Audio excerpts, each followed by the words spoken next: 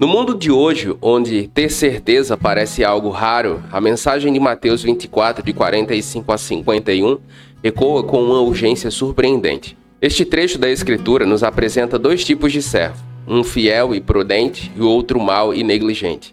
Cada um enfrenta um destino completamente diferente, dependendo de suas ações. É explorada a importância de viver com propósito e vigilância, sabendo que o retorno do Mestre pode acontecer a qualquer momento. Enquanto o servo fiel é exaltado e recompensado, o servo mau é surpreendido de forma desastrosa, despreparado e, consequentemente, punido severamente. Este ensino nos desafia a refletir como estamos administrando as responsabilidades que nos foram confiadas pelo Senhor. Será que estamos vivendo de maneira que, no seu retorno, seremos encontrados fiéis?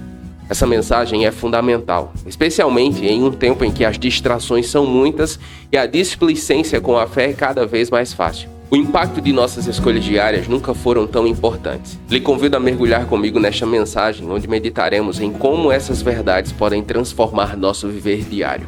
Mas antes de continuar, eu lhe convido a deixar o like, se inscrever no canal e ativar todas as notificações para não perder nenhuma das nossas mensagens. E fique comigo até o final, porque há uma palavra de Deus para você.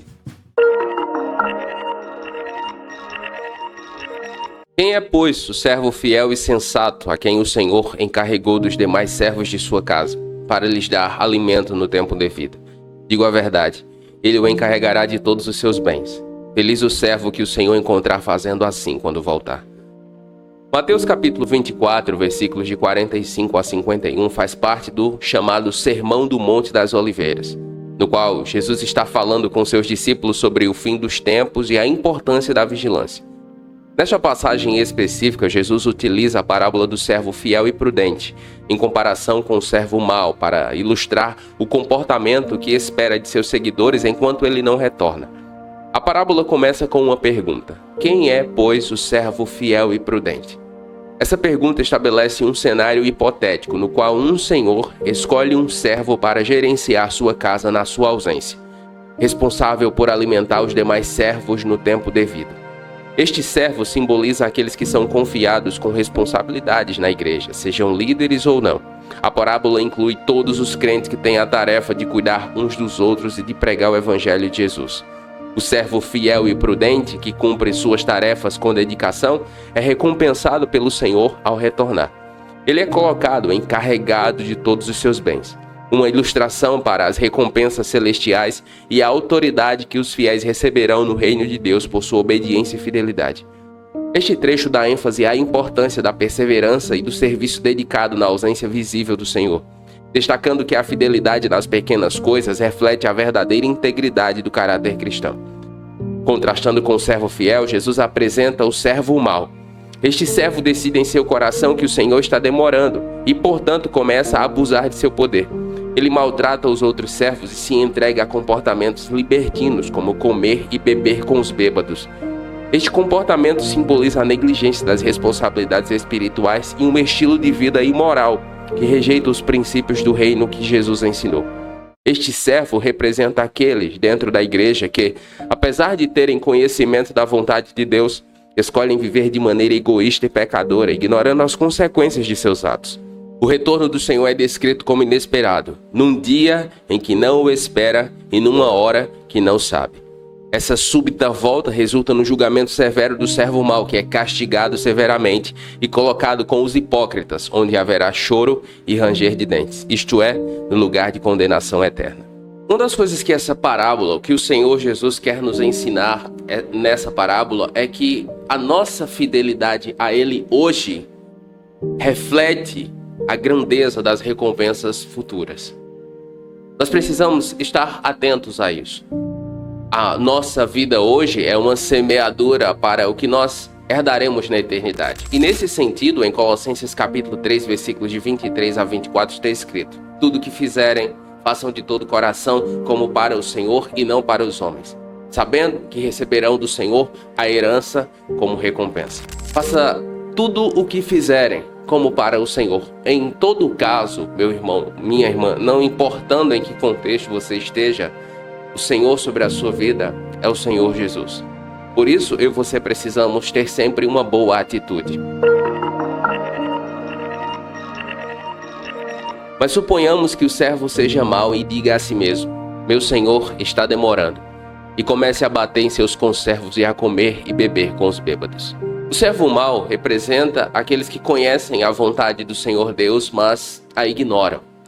E o Senhor Jesus, ele no seu ensino profético diz que isso aumentará e muito nos últimos dias. Em 2 Pedro capítulo 3, versículos de 3 a 4, o apóstolo Pedro diz: antes de tudo, saibam que nos últimos dias surgirão escarnecedores, zombando e seguindo seus próprios desejos. Então, o que nós temos muito nas igrejas, especialmente nas igrejas brasileiras, na igreja brasileira, muitas pessoas assim, que conhecem o evangelho, que até se dizem cristãs, mas vivem como ímpio. Representam o servo mau. O seu estilo de vida não está de acordo com o conhecimento que eles têm com relação a Deus. É muito importante deixar claro que o Senhor Deus julgará esse tipo de atitude. Na verdade, ele vai julgar os dois servos, mas o servo mau enfrentará a ira do Senhor. Ele julgará autoridades que se comportam dessa forma, líderes, pecadores. Sim, em Miqueias capítulo 2, versículos 1 e 2 está escrito: ai daqueles que planejam iniquidade e dos que maquinam o mal em suas camas. Ao alvorecer a realizam, porque têm o poder em suas mãos. Há muitos líderes, muitas autoridades constituídas, civis ou religiosas, que receberam de Deus a função de servir ao povo e liderar com justiça, mas o fazem para o seu próprio prazer. É importante que você saiba que Deus julgará essas autoridades, porque Ele é o Senhor. E há um princípio muito profundo nessa parábola que pelo menos a mim fala demais. A verdadeira condição do meu e do seu coração se revela na ausência do Mestre. Sim, é na ausência do Mestre, é nessa expectativa, enquanto aguardamos a vinda de Jesus, que quem somos se revela de verdade. Se cremos ou se não cremos.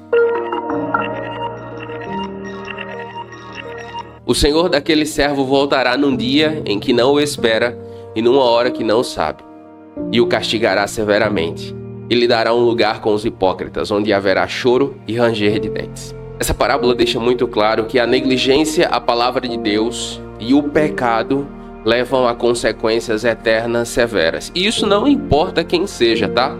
Às vezes é uma celebridade, ela converte a Jesus, mas aí para se manter no círculo de amigos antigos, ele continua vivendo como ímpio, mas se declara cristão, se declara servo de Deus ou serva de Deus. Deus não se deixa impressionar por isso. É muito importante deixar isso claro. É muito importante deixar isso claro. Jesus não se impressiona com isso ou se deixa atrair por isso. Ele é Senhor. O que Deus procura são verdadeiros adoradores. Ele disse isso à mulher samaritana, que o adorem em espírito e em verdade. Qualquer um de nós que não for capaz de deixar tudo por amor a Jesus, não é digno dele. Ele disse isso também. Em Romanos 6:23, o apóstolo Paulo deixa muito claro: porque o salário do pecado é a morte. Mas o dom gratuito de Deus é a vida eterna em Cristo Jesus, nosso Senhor. Se nós vivermos amando o pecado, o nosso salário será a morte eterna. Mas se renunciarmos ao pecado, se vivermos para a glória de Deus, colheremos a vida eterna. É importante dizer que a vida com o Senhor Jesus exige uma preparação constante para um encontro com Deus. Mateus 25:13, na parábola das 10 virgens, Jesus deixa isso claro. Portanto, vigiem, estejam alertas, porque vocês não sabem o dia nem a hora. Não podemos baixar a guarda. A expectativa de fé da volta de Jesus deve ser constante em mim e em você, porque o despreparo espiritual é punido com a justiça de Deus. Em Hebreus capítulo 10, versículo 27, o escritor diz: mas uma terrível expectativa de juízo e de fogo ardente que consumirá os adversários, aqueles que não estiverem preparados. Existe uma grande discussão teológica por trás dessas parábolas, especialmente no que se refere a livre-arbítrio e eleição ou predestinação. Eu não vou entrar nesse mérito aqui. Como eu já disse em meu comentário de Romanos 9, não existe salvação fora de Cristo.